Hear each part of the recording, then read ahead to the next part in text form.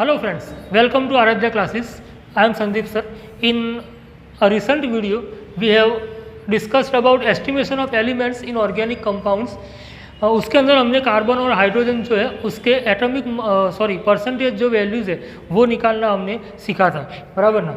इसके बाद में अगर मान लो कि आपके पास कोई ऐसा कभी है हैलोजन है, तो हैलोजन के अंदर फ्लोरीन है, क्लोरीन है, ब्रोमीन है, आयोडीन है, सब है, लेकिन हैलोजन के लिए सिल्वर सॉल्ट मेथड है ही, बराबर ना। और वो हमने आगे देखी भी है, जिसको हम बोलते हैं कैरियस मेथड, बराबर ना। तो ये जो कैरियस मेथड है,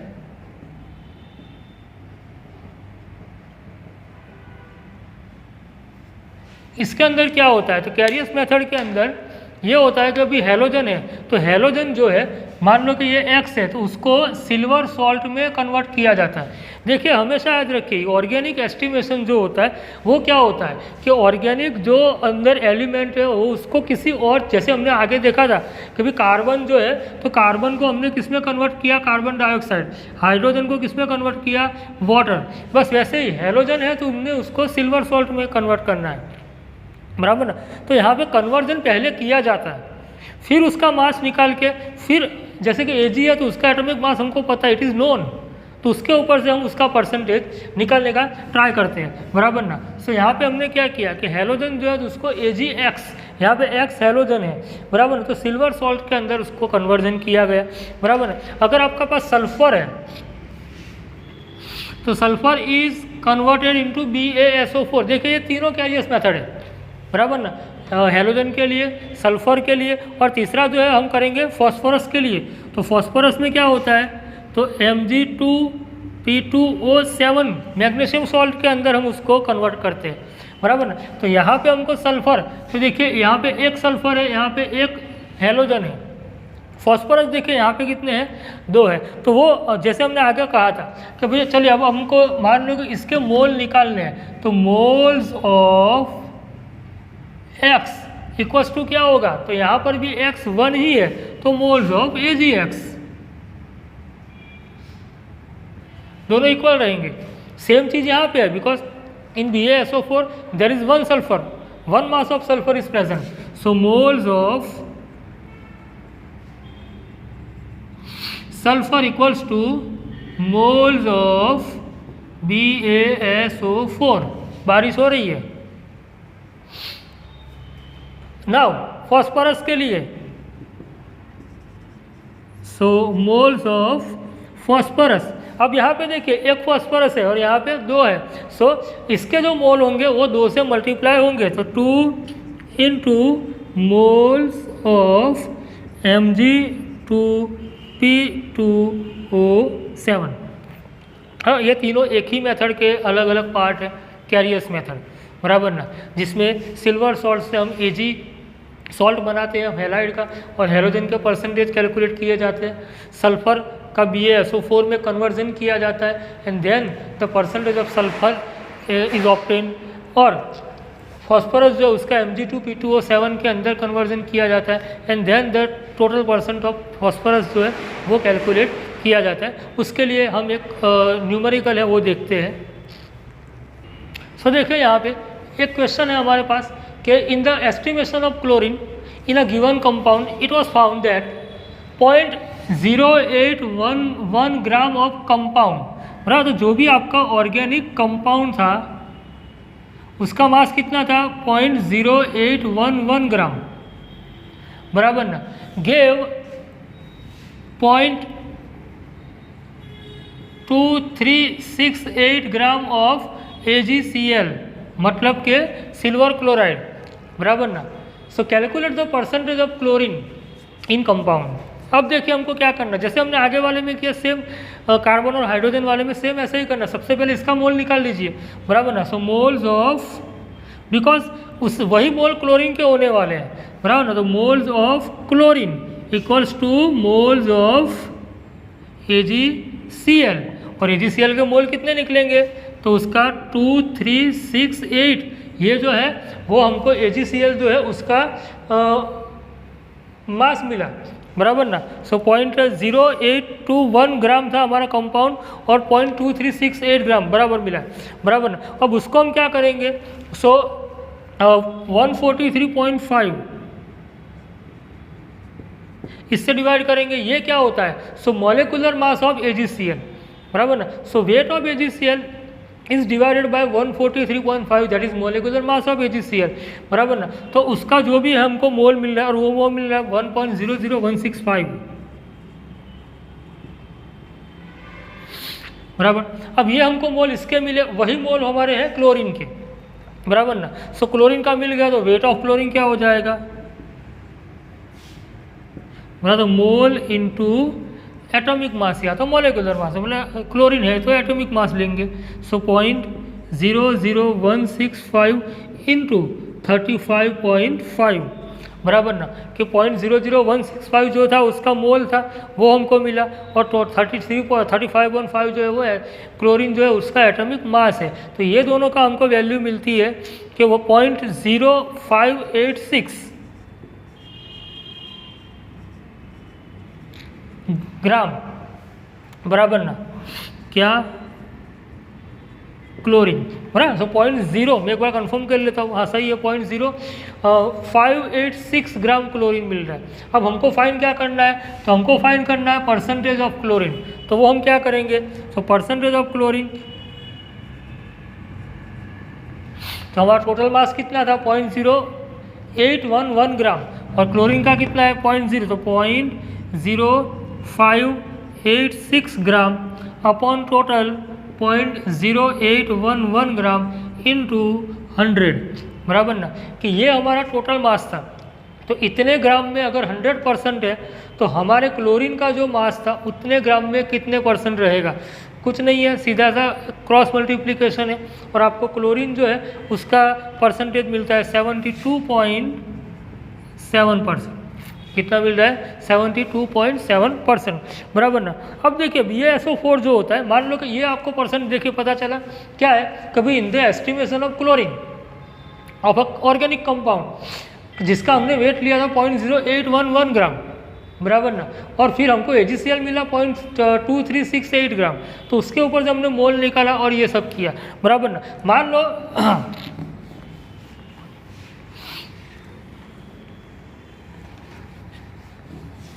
कि हमारे पास सल्फर के लिए कैरियस मेथड सल्फर के लिए भी एप्लीकेबल है, बराबर ना। तो उसमें क्या होता है, सो सल्फर वाला जो कंपाउंड होता है it converts into BaSO4, it is converted into BaSO4, बराबर ना। तो देखिए एक ऑर्गेनिक कंपाउंड है कि जिसका मास हमने लिया है, मैं नया क्वेश्चन लिख रहा हूँ यहाँ पे कि ऑर्गेनिक कंपाउंड, बराबर ना, उसका मास हमने लिया था 0.36 ग्राम, बराबर ना। और उसके अंदर से क्या है, कभी compound containing sulphur produced H2SO4 by Carius method, बराबर, which on treatment with BaCl2 produce BaSO4, क्या बनेगा BaSO4, उसका वेट हमको मिलता है 0.2330 ग्राम। तो देखिए ऑर्गेनिक कंपाउंड जो था हमारा, उसमें ऑर्गेनिक कंपाउंड 0.36 ग्राम था, और BaSO4 जो उसका हमको मास मिला रिएक्शन करने के बाद BaCl2 के साथ, तो BaSO4 हमको मिला 0.2330 ग्राम, बराबर ना। हमको क्या करना है कि calculate the percentage of sulphur. अब देखिए यहाँ पे अगर ऐसा कोई है तो आपको साइड में ये हो सकता है कि भाई Ba है, तो बराबर, तो Ba का एटॉमिक मास कितना होता है, तो 137, सल्फर का कितना होता है, तो 32, और ऑक्सीजन का तो हमको पता ही है 16, बराबर ना। सो BaSO4 का हम टोटल जो निकालेंगे वो हमको मिल जाएगा 233 ग्राम पर मोल, ये हमारा हो जाएगा molecular mass of barium sulphate BaSO4। तो ये एक क्वेश्चन हो गया, बराबर ना, कि भाई in a reaction in a estimation organic compound weight 0.36 gram is converted into BaSO4, बराबर ना, हुज वेट इज 0.2330 ग्राम, बराबर। So calculate the percentage of sulphur. तो परसेंटेज ऑफ सल्फर के लिए हम क्या करेंगे कि भाई moles of sulphur equals to moles of BaSO4, because in BaSO4 there is only one sulfur, बराबर ना। तो इसके मोल क्या होगा, तो इसका वेट है 0.2330 ग्राम अपॉन BaSO4 का मॉलिक्यूलर मास तो 233 ग्राम, बराबर ना। तो हमको मिल रहा है 0.001 मोल, इतने मोल्स मिला, बराबर ना। अब हम क्या करेंगे, तो वेट ऑफ सल्फर बराबर। तो वेट ऑफ सल्फर क्या होगा, तो मोल इनटू सल्फर का एटॉमिक मास जो होगा वो, बराबर। तो 0.001 इंटू क्या हो जाएगा 32, सल्फर का atomic mass of sulphur is 32, तो ये हमको मिल जाएगा 0.032 ग्राम। तो सल्फर का मास हमारे पास आ गया। अब हमको क्या करना है, परसेंटेज फाइंड करना है। So percentage of sulphur equals to क्या होगा, तो भाई हमारे पास कितना ग्राम है 0.032 ग्राम अपॉन टोटल वेट कितना था 0.36 ऑफ सब्सटेंस। इतना सब्सटेंस हमने लिया था, उसमें से सल्फर हमको इतना ही मिला है, तो इसके ऊपर से हम कैलकुलेशन करके निकालेंगे तो 8.89 बराबर। Percentage of sulphur is present in the compound, बराबर ना। Now after Carius method, Dumas method, this method is for nitrogen estimation of nitrogen. So हम क्या करते हैं कि नाइट्रोजन जो होता है उसको नाइट्रोजन गैस में कन्वर्ट किया जाता है, बराबर ना। तो नाइट्रोजन गैस में जब आएगा तो उसको हमको वॉल्यूम मिलेगा, बराबर ना। सो नाइट्रोजन का जो परसेंटेज या तो हम मोल निकालेंगे तो वो कितना होगा, तो इसका जो वॉल्यूम होगा उसके ऊपर से निकलेगा, बराबर, उसके डबल हो जाएगा। तो मोल्स ऑफ नाइट्रोजन, बराबर ना, इक्वल्स टू क्या होगा, तो 2 इंटू वो मोल्स ऑफ N2 मतलब कि नाइट्रोजन गैस। ऐसा क्यों हुआ कि हमारे पास इसके जितने मोल आएंगे उसका डबल, क्योंकि यहाँ पे नाइट्रोजन डबल हो जा रहे हैं, बराबर ना, तो उसके डबल में हो जाएगा, बराबर। और फिर हम क्या करेंगे कि भाई इसका वॉल्यूम निकाल, क्योंकि हमारे पास मोल, अब इसका मोल निकालना है, तो इसका मोल हम कैसे निकालेंगे, तो 2 हमको इसका जितना वॉल्यूम मिलेगा कि भाई वॉल्यूम ऑफ N2, बराबर ना, जो भी NTP है जो हमको दिया होगा, मान लो कि NTP दिया हुआ है तो उसको हम डिवाइड करेंगे 22400 मिली में, बराबर, मिलीलीटर में निकालने के लिए 22400 से डिवाइड करेंगे तो ये हमको मोल मिल जाएगा, बराबर। और फिर उसके ऊपर से हम उसको 2 से मल्टीप्लाई करके नाइट्रोजन जो है उसका एस्टिमेशन करेंगे, बराबर। इसका एक क्वेश्चन देखते हैं, बराबर ना।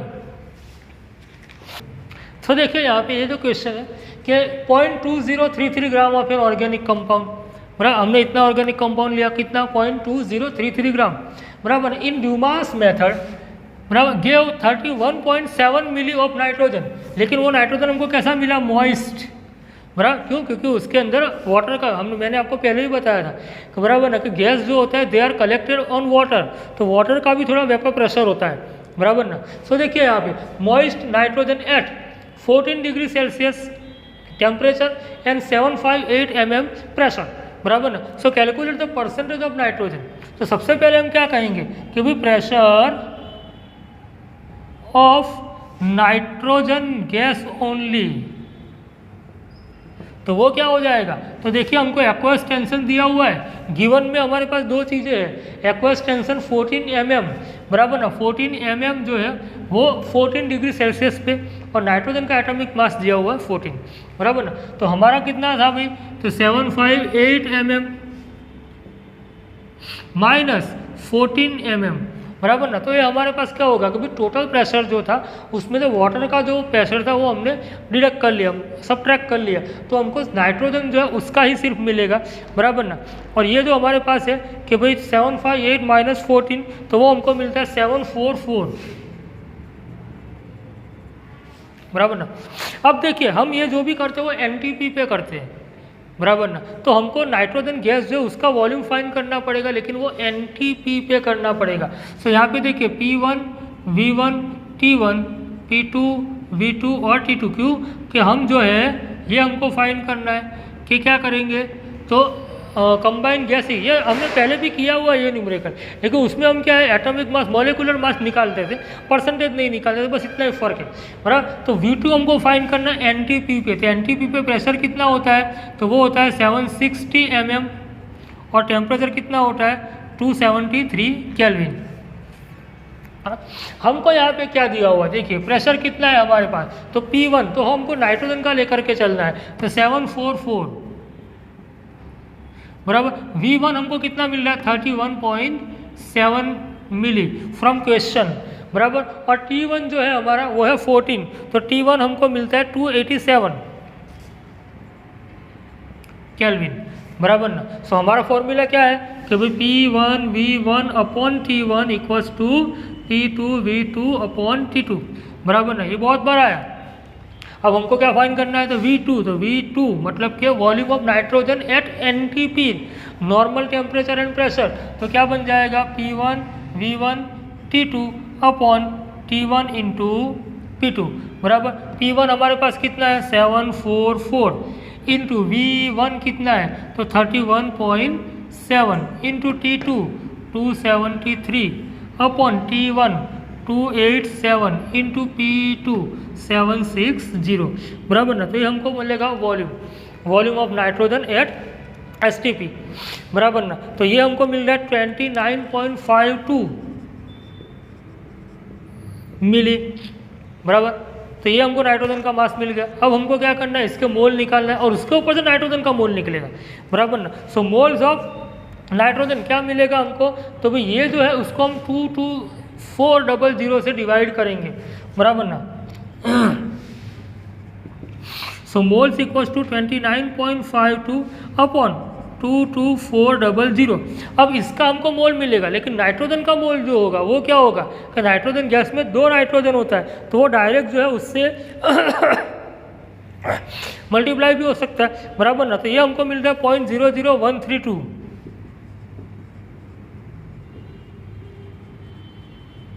इतना मिल रहा है, बराबर। अब इसके ऊपर से हमको क्या मिलेगा, वेट। तो वेट ऑफ नाइट्रोजन कितना होगा, मोल इंटू मॉलिक्यूलर मास। मोल कितना है 0.00132 into molecular mass, N2 gas है तो 14 इंटू 2 28 हमको मिलेगा। तो ये दोनों का मल्टीप्लिकेशन जो हमको मिल रहा है यहाँ पे वो है कि भाई 0.0369। देखिए हाँ, इससे कम होना चाहिए, जो हमारा कंपाउंड है उससे तो हमको कम ही मिलेगा, कोई जो भी कंपाउंड मिलेगा, बराबर ना। अब ये हमको मिल रहा है 0.0369। अब हम परसेंटेज निकालेंगे, तो percentage of nitrogen is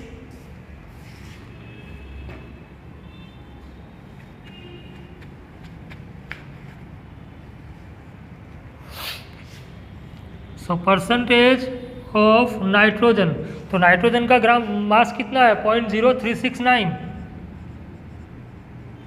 upon हमारे पास कंपाउंड कितना था 0.2033